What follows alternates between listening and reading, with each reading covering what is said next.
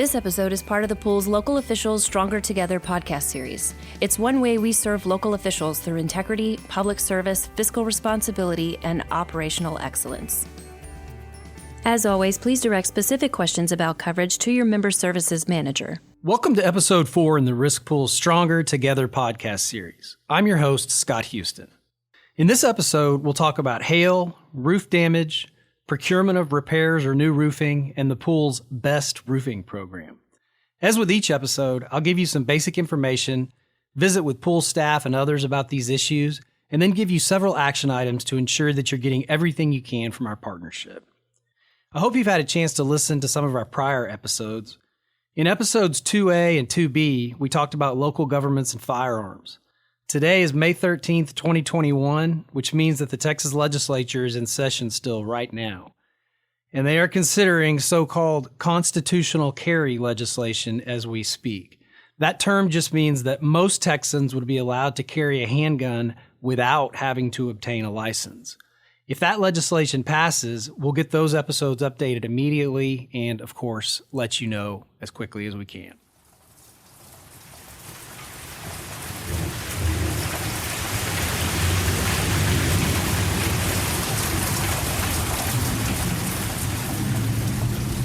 Today's episode is about roofing. Your property coverage with the pool helps protect you from damage to your facilities caused by most natural perils. But in Texas, most major roof damage comes from hailstorms, and we've already seen some major ones this season. One of the links accompanying this podcast takes you to a YouTube video of a 2019 roof summit that was held by the pool and TASB School Risk Fund. You may be thinking to yourself, yeah, that's exciting stuff. 5 hours on how roofs work and get damaged and then repaired. Like with other risk mitigation programs, it actually is really fascinating stuff. And as many other programs we'll talk about in future podcasts, our goal is to make things as easy for members as possible. So I wanted to give you a 1-minute summary of the information from that summit. From 1988 to 2018, convective storm event losses, thunderstorms is what we mean, in the United States have increased from $5 billion annually to $25 billion annually. 6 out of the 10 years that ended in 2018, Texas has been numero uno in catastrophic insured weather losses. From 2013 to 2018, Texas was the #1 state for hail events in all but 1 year, and in that year, Nebraska ended up edging us out. Sounds like the old college football rivalry, but Texas winning here is a dubious distinction to be sure. And speaking of sports, did you know that a baseball-sized piece of hail falls at around 100 miles per hour? We've all seen a baseball player get hit with a fastball at some point. That's brutal, right? And think about hundreds of those coming at you from above. Pretty scary picture to be painted. So why does Texas rank so high in all these hail event categories? It's because almost the whole state, with just a tiny sliver in the valley, is classified as a severe, or actually mostly very severe, hail zone. All this means that the chances of one of your facilities being in the path of damaging hail is really pretty good. But you've partnered with the pool for your property coverage, so let's talk about what happens should you get hit. And the damage doesn't have to be caused by hail for these programs to come into play. Any weather event can be covered. Just like with cybersecurity coverage and hurricane response that we'll discuss in future episodes, we don't just write you a check and say, good luck, go get your roof fixed. As we've said many times before, we are not an insurance company and we don't treat our partners that way. Instead, through the Best Roofing Program, which really is just an acronym for our Building Envelope Systems team, we'll get the numbers down, and then, if you wish, we can send a member of our team to you to handle every step of the repair or replacement process. I'm joined now by David Nix. David is the Liability Property Claims Manager at the pool. Thanks for being with us today, David. Tell us how the claim process typically works. What we're going to do is when we first talk to you, if claim first comes in, we're going to tell you we're going to send out the IA, the adjuster. We're actually going to go ahead and introduce the program then. Again, depending on if we know that everything got blasted and it's going to be a total as opposed to, we don't know. But if we have some idea, we'll let them know. And then when that report comes back, or say in the interim, we've already gotten a call that it's going to be a total, we will explain to the member what our best roofing program is. It's a program that allows you to tap into roofing expertise. You still get to make all the decisions, but you have someone there who helps you identify the roof, helps you with the pre-construction, helps you through the procurement process, oversees the construction process, and ensures all your warranties in place. In short, they take all of that load off of you so that you can focus on your day job. You mentioned that the member is the one who decides how to procure or repair the replacement. We're just there to help. As part of the materials that accompany this podcast, I've included a purchasing cheat sheet and a comprehensive paper on procurement that listeners can check out, and we'll end up referring to those in many future episodes. So the pool sends out a contract consultant to assist the member. Tell me a little bit more about that. The best roofing program is a guy named Scott Franklin with 4T. And Scott handles the entire state for us. He comes out, he works directly with you after that adjustment is made. He verifies that the IA didn't miss anything, make sure it was measured properly, make sure the proper roofing material was identified. And then from there, he works to figure out, in short, how much better can he make your roof. But really and truly what he's doing is making sure that whatever is paid for that roof, that you get maximum value and that you don't, while you have all the choice, you don't have all of the labor. Again, if you go RFP, then he's going to draw up all the procurement documents, all the bid drops. Then as those come in, he's going to manage the bid process with you involved and help you determine which is the winning bid.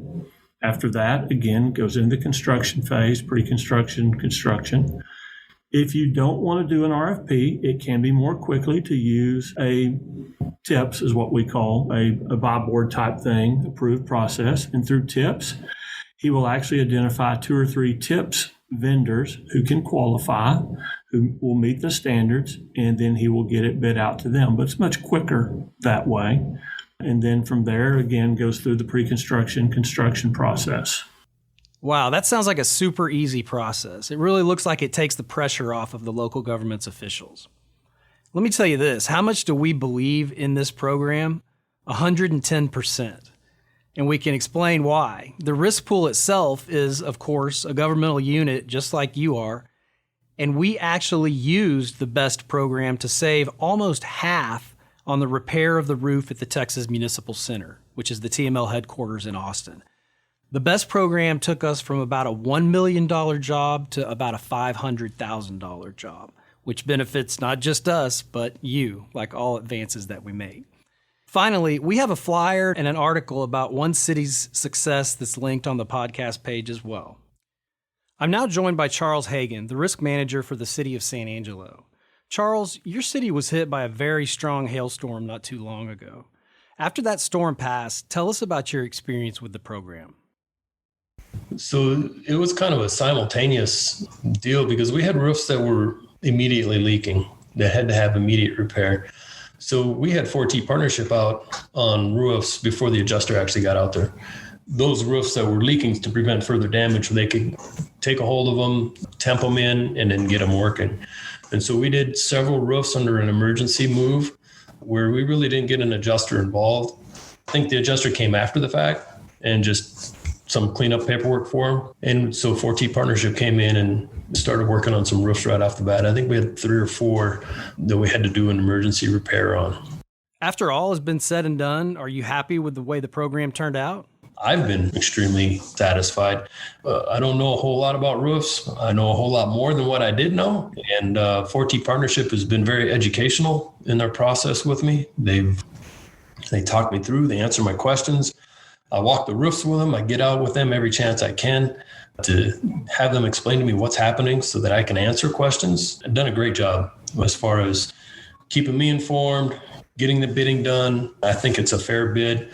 I think the bidding process is going to help us in the long run.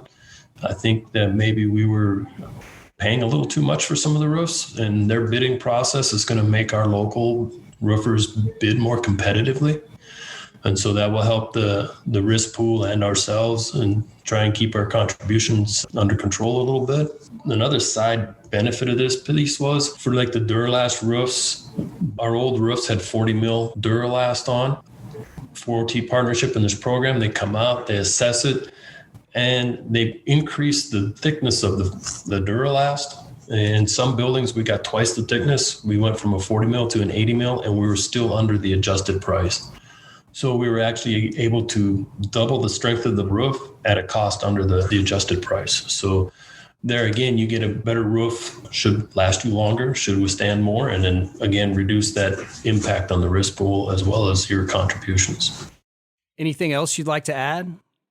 4T partnership, Scott Franklin, he was my educator in this whole process. I mean, he's the guy of 4T partnership. If they get him on site, they need to be ready to get an education because he's gonna give it to you, and that's what I want when I received it. That's good. How long have you been with the city? 10 years. So thanks again for joining us, Charles. You heard Charles talk about Scott Franklin and the 4T partnership. Scott and his company 4T are the actual consultants that partner with us to provide that best roofing program that we've been talking about. Don't forget to take a look at the materials that accompany this podcast. In addition to procurement information, we have a flyer and an article about the City of Del Rio's success as well.